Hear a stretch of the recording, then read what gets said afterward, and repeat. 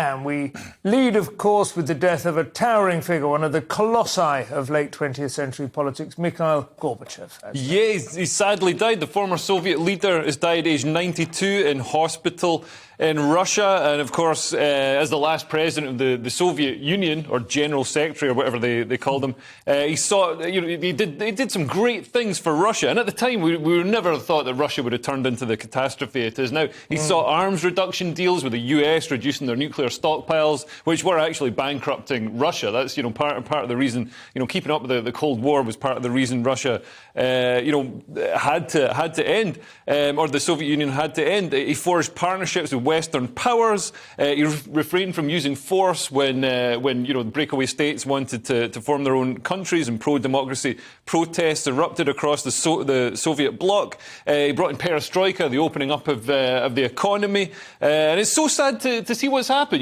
Now after democracy didn't really take hold in Russia. There was a sort of false start with Boris Yeltsin, and then obviously Putin came in and appeared to be a benevolent dictator for a while, but gradually, any sort of autocracy just gradually, calcifies into this horrible grip. And now Russia's basically just a petrol station for China, and it's completely weakened. It's sad to see. Interesting, yeah. I mean, it did feel that was the kind of the pivot point for the whole of the end of history argument, wasn't it? That analysis, the end of the Cold War, which was Gorbachev's legacy, did seem to usher in a whole brand new era. And we look back on that now and we think, how could we have been so utterly childishly naive? Well, of course, and he's remembered now with far more affection by the West than he is in Russia.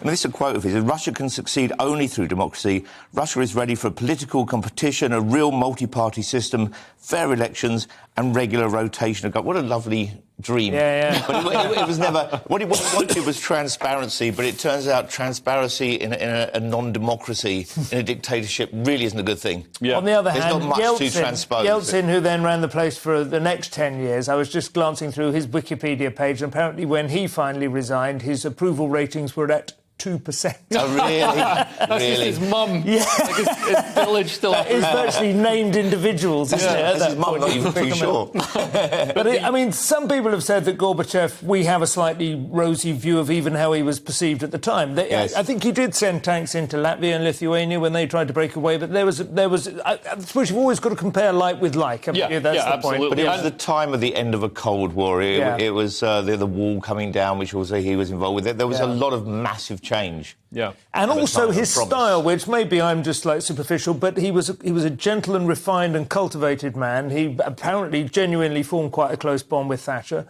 Reagan, I think, found he could do business with him, and there was just a general sense there was a kind of a dark side to a lot of the party secretaries until that point. A lot of womanising and drinking and so on. He was a family man who would go home every evening.